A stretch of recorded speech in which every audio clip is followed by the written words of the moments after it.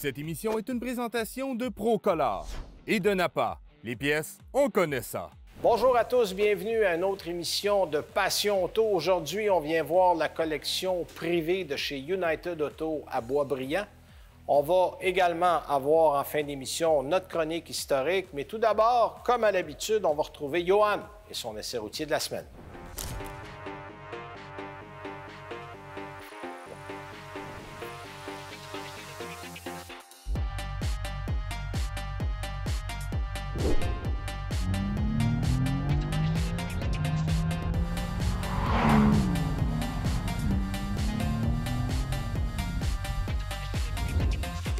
Depuis quelques années, Maserati se cherche, si ce n'était pas du partenariat avec Ferrari qui permettait à un consommateur d'avoir accès à un moteur construit par le cheval cabré. Ça, c'est le logo de Ferrari.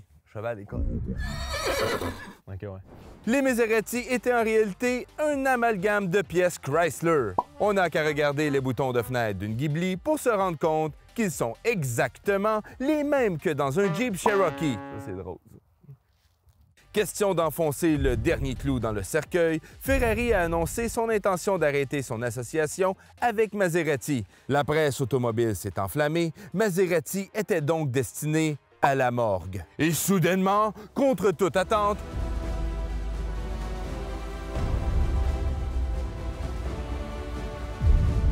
Maserati renaît de ses cendres avec la toute nouvelle MC Gilles. Oh yeah! MC20. Ça, c'est toi tantôt avec ta joke de m***, là. C'est n'importe quoi. Là, ça me restait dans la tête. Là, t'arrêtes de me dire des niaiseries.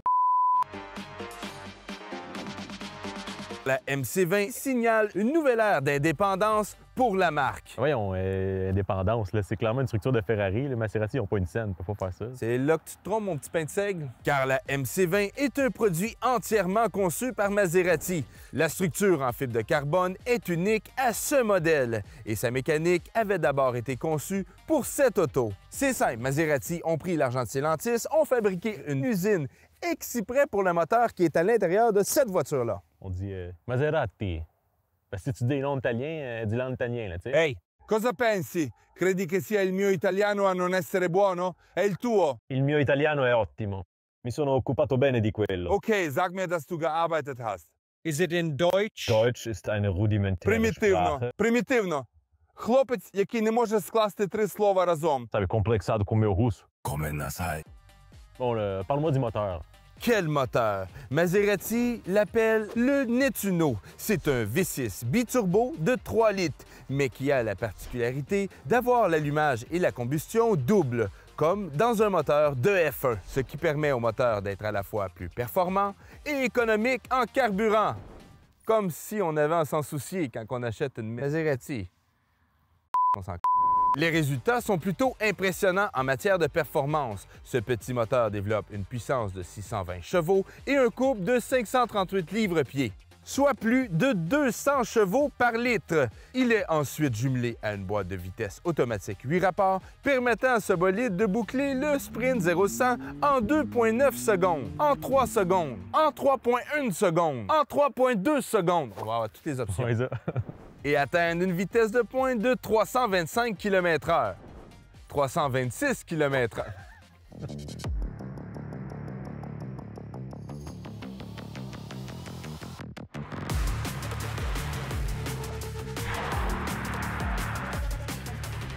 OK, on décolle.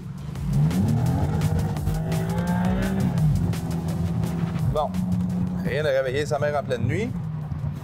Je vais quand même le changer en mode sport. T'sais. On va mettre ça en mode sport. Là. On va arrêter de niaiser avec ça. Là. Tiens, Corsa, tout bien. Et voilà, Corsa. Bon, là, tout est désactivé. OK. OK, OK, c'est beau, j'ai rien dit.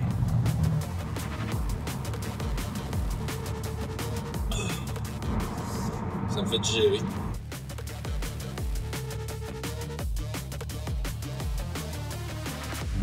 Bon, mais qu'est-ce qui est vraiment intéressant à propos de cette voiture-là, c'est qu'ils ont construit une usine, ils ont décidé de construire leur moteur. Somme toute, ils ont fait un excellent boulot. Il reste à travailler un peu l'audio, là, mais un 6 cylindres qui est allumé, qui est tout là, qui révolutionne assez haut. On parle de 7800 tours.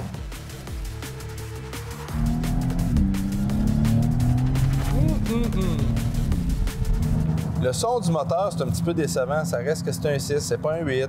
Ça sonne comme un Volkswagen.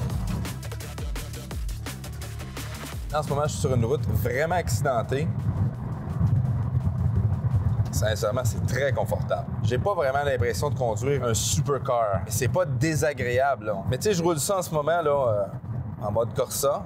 Tu sais, on n'a pas 4 poteaux en suspension, là. Pour une voiture aussi extrême, avec une fiche technique aussi extrême, en fait, de performance, tu sais, c'est confortable.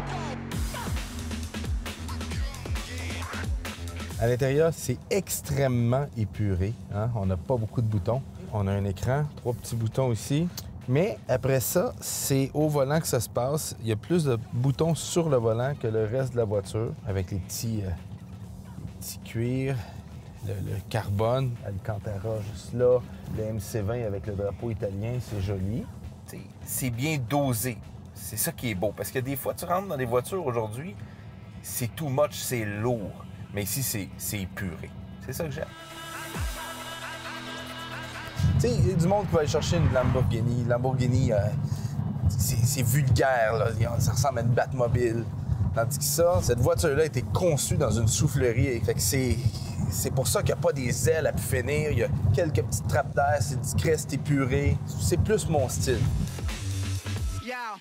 Mais ce que j'aime, c'est que t'as pas de conduite autonome, t'as pas de système hybride. Ça reste une voiture quand même relativement old school, avec beaucoup de puissance, pas d'aide à la conduite à pu finir. T'es capable de tout désactiver. Tu peux t'amuser solide avec ça, là.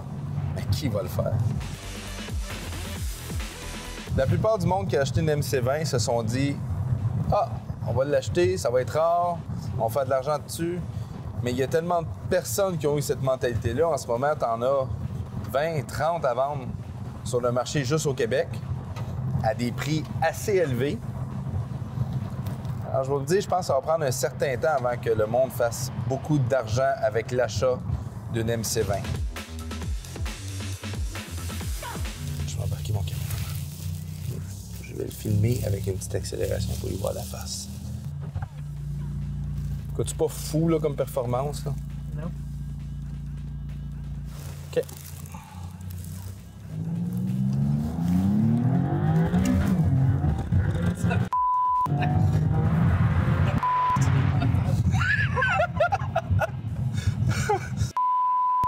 Le pas de carpet, par contre.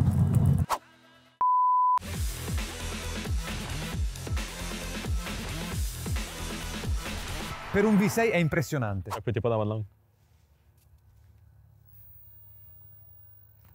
OK, fais-moi un test. 1, 2, test. Parfait. Malgré sa petite cylindrée, laissez-vous pas avoir, c'est très performant. Pour 275 000, je vais vous dire une chose. Combien? 275 000. Mais 275 000, ça, c'est avant les options. Tu peux monter ça en haut de 300 000. Facile. OK, tu y passes 3-4 fois avant de t'acheter ça au lieu de t'acheter une Lamborghini Huracan. Ouais, ou une Audi R8, là. Mais sérieusement, là, c'est toute une bagnole, là. Regarde-moi le look, là. C'est épuré, c'est sophistiqué, là. Mais c'est sûr qu'historiquement, Maserati perd plus vite sa valeur qu'une Jaguar. Ouais. Ça fait mal.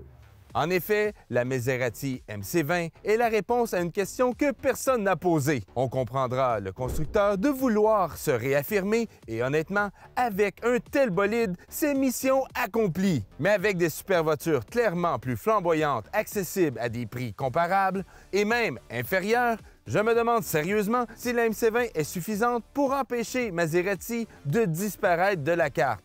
Chose certaine, le constructeur sait encore nous surprendre et si un jour la marque s'éteint, la MC20 restera un classique.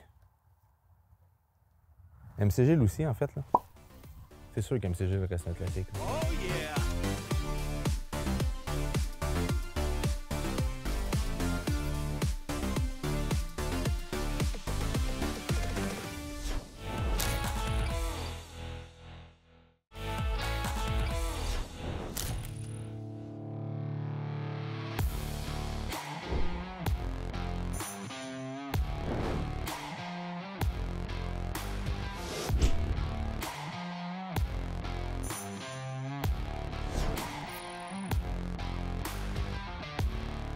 Bonjour à tous. Dans notre reportage aujourd'hui, on se retrouve chez United Auto à Boisbriand pour vous présenter des voitures d'exception, en fait des voitures de collection pour la plupart d'entre elles qui appartiennent au patron George. Et pour représenter le patron, ça va Julien? Ça va bien, merci. Merci de nous accueillir. Écoute, je dirais que la première partie du reportage, on est dans la section Mopar, hein, on peut dire ça comme ça. Parle-nous un peu de ce qu'on a avec nous ici, là, en commençant par les deux qu'on a là. En fait, ici en haut, on a un 2018 Demon Plum Crazy, donc le mauve d'origine. Il n'y en a pas eu des tonnes de ça, flambant neuve. Elle n'a jamais touché une route encore. En dessous de ça, on a un 2013 Viper GTS flambant neuve. Et ça va revenir souvent dans le reportage parce que le patron, il aime ça, les acheter et il les garde. Exact. C'est un investissement. Non. On regarde la valeur du véhicule monté. Il choisit bien les véhicules qu'il achète. Oui. Et on le voit, là, ils sont réellement neufs. Donc, un autre repère assez semblable. Qu'est-ce qu'on a ici en haut? Un 2023 Hellcat White Body Jailbreak Last Call Edition. Donc, un autre véhicule qui n'a jamais vu la route. Ce sont les dernières éditions du Challenger qui sont sorties avec le moteur de 797 chevaux. Et un autre Viper en dessous. 2006 SRT10 avec seulement 4000 km. OK. Transmission manuelle, ça aussi, ils sont quand même rares. Oui, les manuels, ça, puis ça prend de la valeur parce qu'ils ont disparu assez vite, là. Exact. Ici, on a deux Challenger. Oui, ça ici, c'est un 2023 Super Stock. Donc, c'est une édition encore plus limitée que le Demon 2023. Puis, en haut ici, on a un Scat Pack White Body Last Call Edition encore, édition Swinger. Encore une fois, un 2023 flambant neuf qui n'a jamais vu l'asphalte. Là, je veux voir quelque chose qu'on voit pas souvent. Parce que quand on achetait un Demon, il y avait un kit qui venait avec ça. Qu'on appelle communément le Demon Crate. Le Demon Crate, ici, on achetait le modèle, c'était comme une pièce, je pense, qu'on payait pour ça. Ça coûtait $1 de plus pour avoir le Demon Crate, mais à la valeur de revente, les Demons qui n'ont pas le Demon Crate valent moins. Puis ça, qu'est-ce qu'il y avait là-dedans de spécial?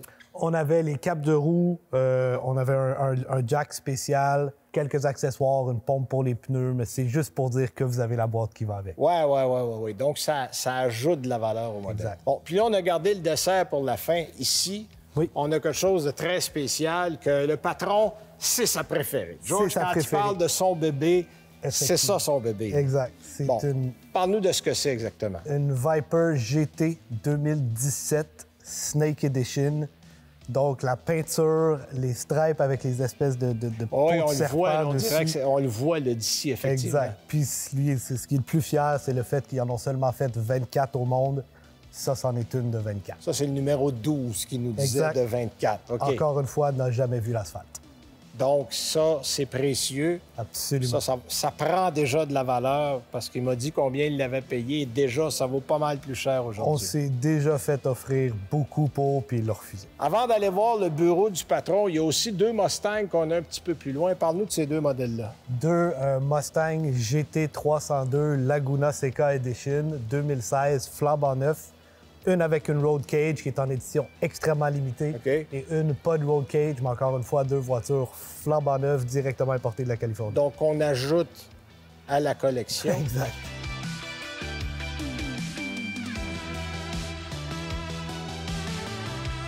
Là, Julien, on est dans le bureau du patron.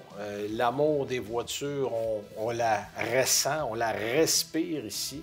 On n'a évidemment pas toutes les voitures à la concession. Non. On a manqué de quelques semaines une Ferrari SF90 qui s'en vient. Là. La dernière coupée produite par Ferrari.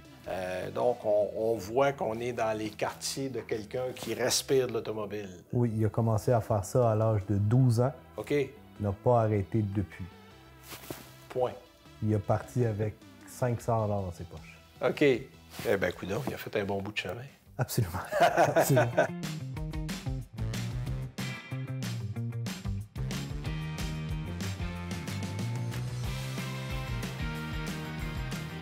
Bon, là, Julien, en dehors des voitures du patron qui lui appartiennent, les gens peuvent quand même venir acheter des véhicules ici. Il y a des véhicules, j'ose appeler ça d'occasion, mais qui sont presque neufs parce qu'ils n'ont pas roulé beaucoup. On ne parlera pas de tous les modèles, mais il y en a deux, moi, qui m'ont accroché l'œil. Celle-là ici, qui est une Mustang, une Super Snake. Super Snake, faite directement de Shelby. OK. À 810 chevaux. C'est un Super Snake White Body avec une suspension spéciale dessus. La suspension à elle seule coûte 15 000 $. OK. Donc, c'est pas une voiture économique, mais pour ceux qui veulent impressionner la galerie, c'est le genre de voiture qui va faire la job, ça. Absolument, vous en verrez pas deux. Non, non, non, c'est extrêmement rare, ça. Oui. Puis derrière moi, un modèle que j'aime beaucoup, la MC20. Ça aussi, là, on en a vu quelques-unes, mais c'est une Exact. Maserati. Celle-là particulièrement est flambant neuve, n'a jamais roulé. OK. Donc là, on va aller au sous-sol. Il y a de quoi de bien intéressant, là. aussi. Absolument.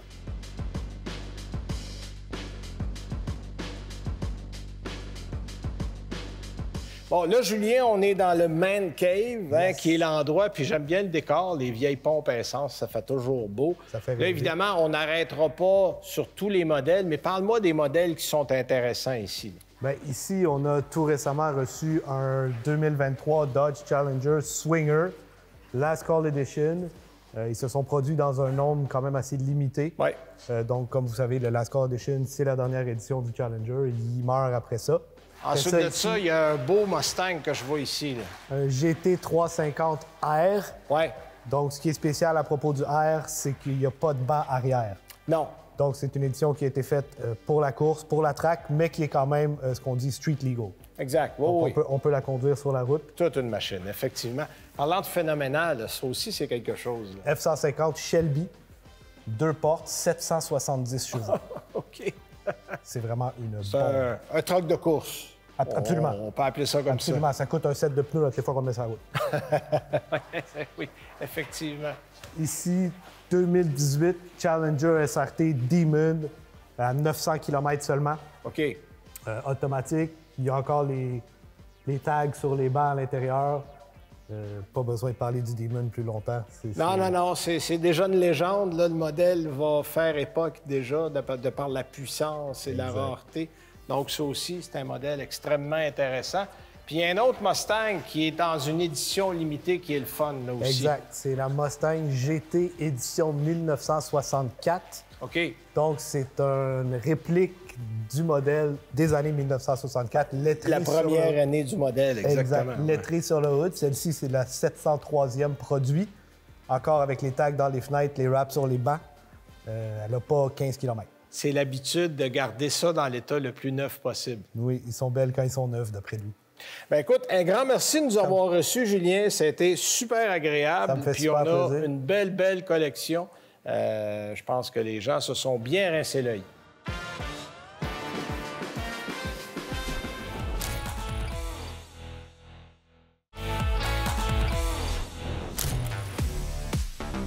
Richard, j'ai une craque dans mon pare-brise, puis tout le monde me dit que c'est pas sécuritaire. Ce que les gens ne savent pas en général, c'est que le pare-brise est fait pour supporter le premier tonneau du véhicule en cas d'accident. On le souhaite à personne, mais s'il y a une fissure au niveau du pare-brise ou un impact de roche, puis que l'auto se renverse, bien, il va écraser plus facilement. Tandis que s'il est réparé, bien, le premier tonneau, il va faire en sorte de protéger les gens qui sont à l'intérieur du véhicule. Mais mettons qu'aujourd'hui, ça me tente pas de faire des tonneaux, mais ça me tente de rentrer dans le derrière de quelqu'un. Mais le pare-brise, c'est pas grave.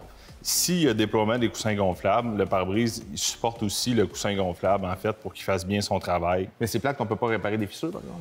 On peut aussi réparer des fissures. OK. Puis pour ma fissure? Bien, en fait, présentement, c'est pas une fissure. On parle juste d'un éclat de roche. Là. C'est pas, OK. pas grand-chose encore. Là. C'est, Pour ma fissure? euh, Ma fissure, elle, tu peux me réparer ça. Plus maintenant. OK. J'aurais pu peut-être tantôt, mais là... Là, c'est un remplacement, là. Oui, effectivement. Pourquoi qu'on se casse le bicycle à réparer quand on peut juste remplacer? En fait, parce qu'un pare-brise, c'est pas recyclable. À cause Ah non? Le verre est recyclable, mais vu qu'il y a une pellicule entre les deux protectrices pour éviter que ça l'éclate en général au visage des gens, sauf quand on met un coup de marteau dedans. Cette pellicule-là n'est pas recyclable. Même au-delà de ça aussi, aujourd'hui, on a de plus en plus de technologie au niveau des pare-brises et des voitures. Fait qu'on doit faire des recalibrations. Ah oui. En même temps, on évite des frais pour le client aussi, là, si on répare au lieu de remplacer. Là. Hey, merci, Richard. Maintenant, je vais être plus en sécurité grâce à toi. Puis vous faites aussi les vitres de côté, hein? Et effectivement, OK. Goodbye. Salut Valérie. Bonjour. J'ai Richard qui me disait que c'était dangereux de rouler avec mon pare-brise fissuré, mais là, j'ai combien de temps pour le réparer? L'idéal, c'est le plus rapidement possible. On ne sait jamais quand peut intervenir un accident. Donc, plus vite c'est réparé, le mieux c'est pour votre sécurité. OK, mais j'ai pas de temps. Je peux pas aller au garage. Je vous comprends, j'en ai pas non plus. On a des unités mobiles, donc on peut se déplacer et aller faire la réparation chez vous dans votre cour. On peut génial, même se ça. rendre à votre travail si vous voulez dans le stationnement de votre travail. Bon, parfait, merci beaucoup. Moi, j'ai juste une petite job à finir, je reviens. Ah oui? Oui, ta voiture de courtoisie.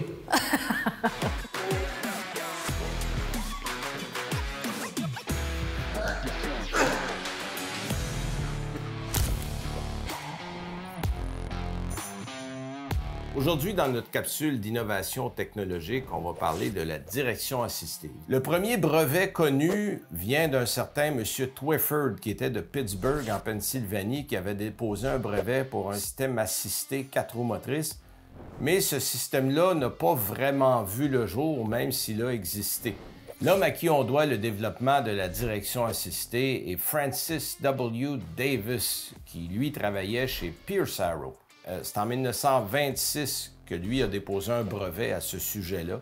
Il est ensuite allé du côté de General Motors, où il a continué à développer son brevet. Et chez General Motors, on a décidé qu'on n'installerait pas ça sur les véhicules parce que c'était trop coûteux, imaginez.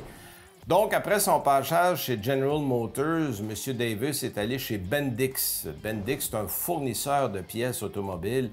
Et c'est via cette compagnie-là que le système de direction assistée a été développé pour des véhicules militaires durant la Deuxième Guerre mondiale. Et c'est après la Deuxième Guerre mondiale que les compagnies automobiles ont commencé à s'intéresser à la direction assistée. En fait, c'est finalement Chrysler, avec la Chrysler Imperial 1951, qui a été la première voiture à avoir une direction assistée. Évidemment, vous aurez compris que si une compagnie automobile met ça en marché, ben la concurrence bouge assez vite. Et dès l'année suivante, en 1952, Cadillac a commencé à installer la direction assistée sur ses véhicules. Évidemment, les premières directions assistées étaient hydrauliques. On en a eu pendant des années. Vers la fin des années 50, c'était devenu littéralement une pratique courante. On a développé ensuite les directions à assistance électrique qu'on retrouve aujourd'hui dans la plupart des véhicules. Mais c'est une invention qui a été fort utile, évidemment, pour rendre la conduite du véhicule plus agréable. Alors voilà, ça met fin à l'émission. Merci d'avoir été avec nous. Nous, on vous donne rendez-vous la semaine prochaine. Cette émission était une présentation de Procolor et de Napa. Les pièces, on connaît ça. La semaine prochaine, à l'émission... T'en rappelles-tu la fois qu'on est mort en Charger à Tremblant? Une histoire spéciale avec les Hudson. Oui, les Hudson. Mon père, en 62, il y avait une Hudson décapotable, une Hornet, qu'il avait payée à l'époque 125 $. Fait que c'était la meilleure voiture qu'on a jamais eue.